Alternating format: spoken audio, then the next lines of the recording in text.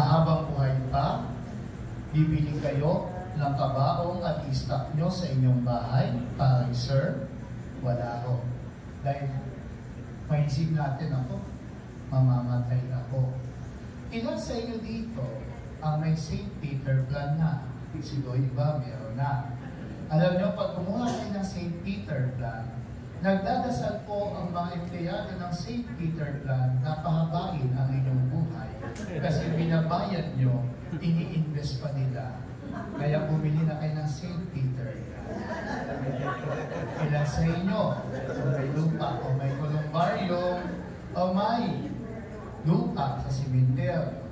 Dahil si Kuya Abi nagpa-reserve na ng 2 bot doon sa aming kolumbaryo, doon sa San Antonio de Padua Parish, Taytay na isa.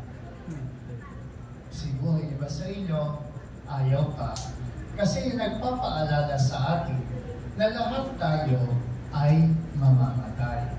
At ayaw nating isipin ang kamatayan, pwedeng dahil ayaw pa nating iwanan ang ating mahal sa buhay. O kaya, baka marami tayong kayamanan sa lupa, nag-e-enjoy pa tayo at sasabihin natin, ang sarap-sarap ng buhay sa mundong ito.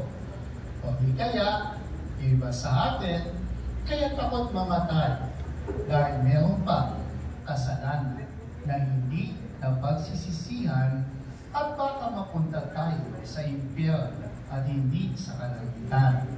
Sa iba't iba nating dahilan.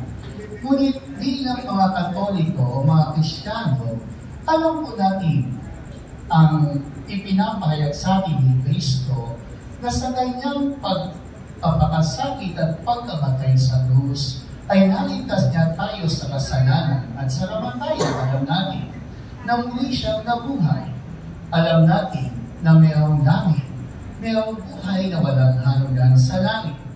Kaya nga bilang Kristiyano, kapag tinanong tayo, ano ang kahulugan ng kamatayan, hindi kawalan ng buhay, kundi pintuan papunta sa buhay na walang hanggan. Diba ho? At kung alam natin kung ano mangyayari sa atin sa kabilang buhay sa langit, ano ba ang mas maganda, ang buhay sa langit o ang buhay sa lupa? Ano sagot nyo?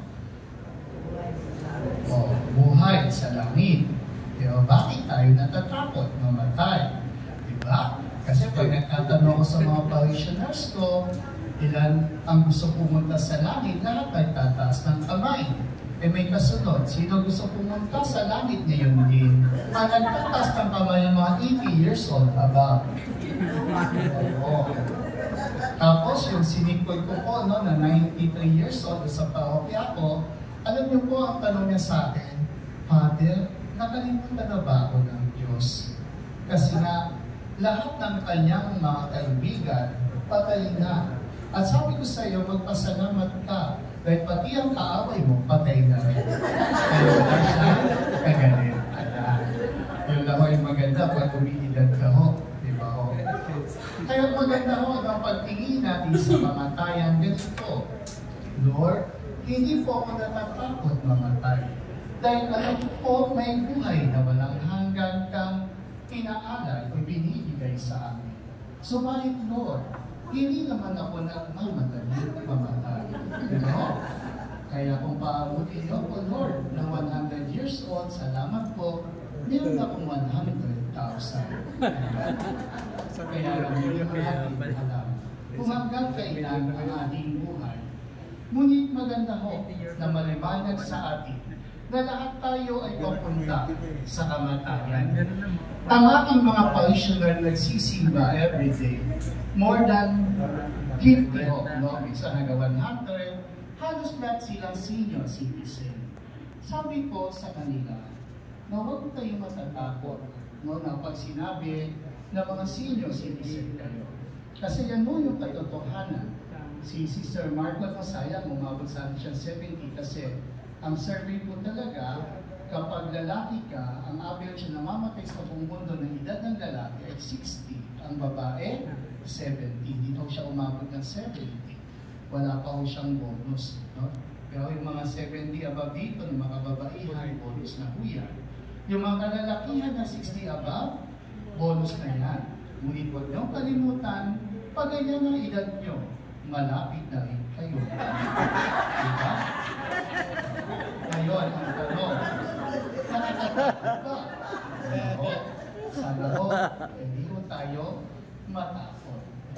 Basta ang pagtingin po natin, alam natin, nasa tamang daan tayo, ang daan patungo namin po sa Rex, naluhuyan ng Toko, na hindi yung dating kinakatakutan, yung kamatayan. Alam nyo, ito yung pagtingin ko sa kamatayan, na kapag namatay ka, mabuti kang tao, hindi mo dapat ka matakot. Dahil kapag mabuti kang tao, itong paniniwala ko, pang natutulog lang po tayo. Kasi pag natutulog mo tayo, nagpa-practice na po tayong mamatay. Totoo po yan. Yung nag-practice natin. Yun nga lang, pag-ising natin, nakikita natin yung kesabi yung kwarto natin. Kapag tayo po namatay at mabuting tao tayo, ang makikita natin, mga anghel mula sa kalangitan, kasama ang ating mahal na ina na si Maria, sinusundot na tayo. Kaya kapag nakakita kayo ng anghel, sumama na kayo. Diba? Sigurado kayo sa langit. Amen? Amen. No, yan no, yung maganda sa ating pananampalataya. Kaya ngayon ako, pag nakakita ko ako na namatay at mabuting tao, sasabihin ko, swerte niya. Pinagpala, no? Tayo na yung Ebanghelyo, kahapon ba yun, di ba? Yung mga mapagpalad. Kahapon, no? Mapagpalad. Mapalad, Sister Margot. Mabuti siyang ina, mabuting lingkod ang Panginoon, at kung nakapag-handa siya talagang blessed na blessed siya.